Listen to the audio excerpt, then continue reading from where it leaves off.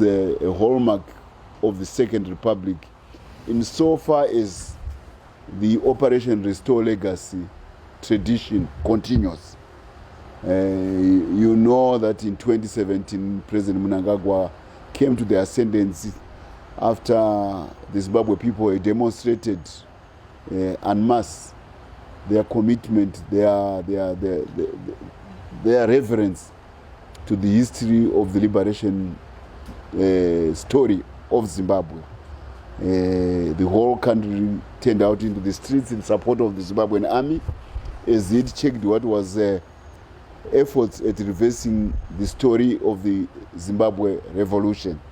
This is what Operation Restore Legacy is all about. I am glad to tell you that as a testament to that outpouring of revolutionary fervor by the people of Zimbabwe, Dr. E.D. Mnangagwa, the President of the Republic of Zimbabwe, has since decided to build the Museum of African Liberation, which is headquartered here, not far from Heroes Acre, our national Heroes Acre.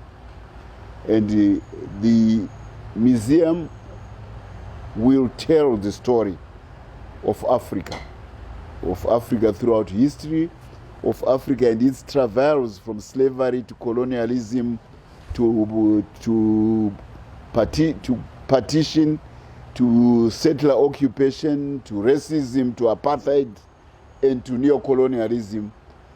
And subsequent to that, the story of the resurgence of African nationalism, particularly after the Second World War, starting at Fort Hare in South Africa, where a lot of academic intelligentsia of the new African consciousness was gathered, and then it spread northwards through the banner of the then African National Congress of South Africa, which actually became the acronym of the names of most of the parties in the region.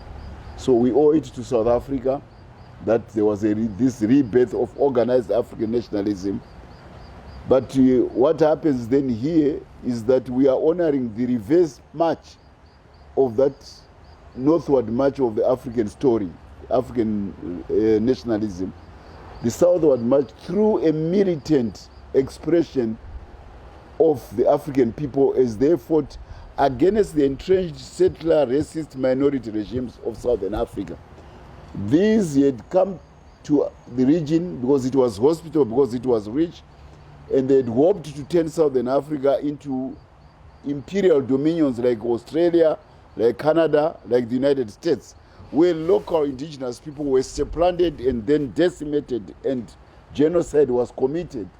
And the interlopers, the transplants from Europe, then became the dominant owners, the dominant race in those destination countries. But in Southern Africa, unfortunately, because we were more organized, it was not to be, because Africa was more organized. So they then became outposts of minority regimes in a sea of blackness, because we were too organized to be exterminated, to be aborigines or to be red Indians. And in face of the intransigence of the settler regimes, Africa decided to organize the resurgence of African military virility. Africans had lost because of inferior weapons, because of inferior organization.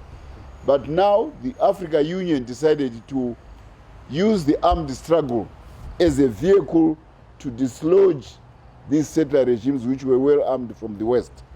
So now the march was southwards with the militant African nationalism transplanted in Guinea-Bissau, in Mozambique, in Angola, and then